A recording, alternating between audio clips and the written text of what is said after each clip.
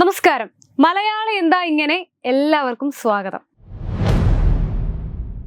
ഒരു ഞെട്ടിക്കുന്ന വാർത്ത പറയാനാണ് സുഹൃത്തുക്കളെ ഞാൻ ഇന്ന് ഓടി വന്നിരിക്കുന്നത്. എന്താണെന്നല്ലേ? കേട്ടാൽ നിങ്ങൾ ഞെട്ടും, അത് ഉറപ്പാണ്. CPM-ന്റെ പോഷക സംഘടനയല്ല DYFI അത്രേ.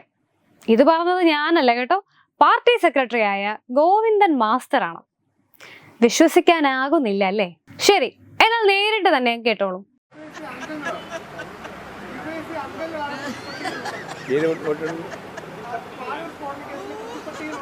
ഓ ആയിക്കോട്ടെ. ഞങ്ങൾക്ക് പോഷൊന്നും കണ്ടുന്നില്ല, അതറിയില്ല. ഇതുവരെ മനസ്സിലില്ലേ?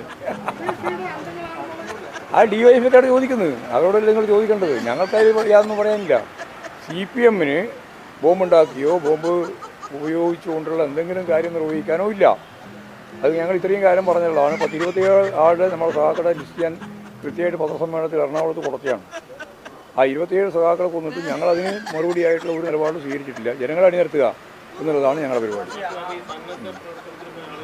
മതി, അത്രയും കൊണ്ട് അത് മതിയാക്കാം. അത്രയും കൊണ്ട് നമുക്ക് ഇത് മതിയാക്കാം, ആ ഭാവം മതിയാക്കാം. അത് മതി. അത്രയും കൊണ്ട് അത്രയും ഞാൻ പറഞ്ഞു കഴിഞ്ഞു. ഇനി പിന്നെ ഒരു വെറുതെ ആവശ്യമില്ലാണ് ഇങ്ങനെ പറഞ്ഞുകൊണ്ടിരിക്കേണ്ടായിരുന്നത്. കൃത്യമായിട്ട് മറുപടി പറഞ്ഞു കഴിഞ്ഞു. പിന്നെ വെറുതെ പറഞ്ഞു. നിങ്ങൾ മനോജിനോട് അതുപോലുള്ള SFI DYFIക്കാരോട് ചോദിക്കും കേട്ടോ. പാർട്ടിക്ക് ആരും ബന്ധമില്ല ഞാൻ പറഞ്ഞു കഴിഞ്ഞു. പിന്നെ അതിനോട് പറഞ്ഞുകൊണ്ടിരിക്കുന്നത് ആ DYFI വന്നുകൊണ്ട് DYFIക്കാരോട് ചോദിക്കും. അവർ ആവശ്യമായ നിലപാട് സ്വീകരിക്കും. അവർ പറയുന്നുണ്ട്, സനോജ് തന്നെ പറഞ്ഞിട്ടുണ്ട് ഇതിന് സംബന്ധിച്ച്. അല്ല, ഞങ്ങൾക്ക് അങ്ങനത്തെ ഒരു പോഷക സംഘടനയില്ല. യുവജന സംഘടന എന്ന് പറയുന്നത് യുവജന സംഘടന ഞങ്ങൾ പ്രവർത്തിക്കുന്നുണ്ടെന്നുള്ളത് ശരിയാണ്. ഞങ്ങൾക്ക് പോഷക സംഘടനയായിട്ടൊരു സംഘടനയില്ല. അതിൽ കോൺഗ്രസിനൊക്കെ ഉള്ളു, യൂത്ത് കോൺഗ്രസ്സൊക്കെ അവരെ പോഷക സംഘടന. അത് നമുക്ക് ആലോചിക്കാം, അത് നോക്കാം കേട്ടോ. അപ്പോ പാനൂർ ബോംബ് സ്ഫോടന വിഷയത്തിലാണ് DYFI CPM-ന്റെ പോഷക സംഘടനയല്ലാതെ മാറിയത്. അത് പറ. അല്ലെങ്കിൽ ഗോവിന്ദൻ മാഷ് ഇത്തരത്തിലൊരു പ്രസ്താവന നടത്തുകയേയില്ല. നമുക്കറിയാം DYFI നടത്തിയ രക്ഷാപ്രവർത്തനം ആരും അത് മറന്നു കാണാൻ ഇടയില്ല അല്ലേ?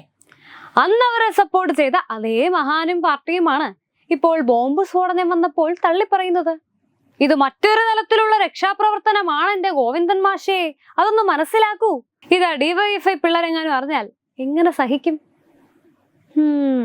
ശരി, അപ്പോ ഞെട്ടിക്കുന്ന ഇതുപോലെയുള്ള വാർത്തകളുമായി വീണ്ടും കാണാം. നന്ദി.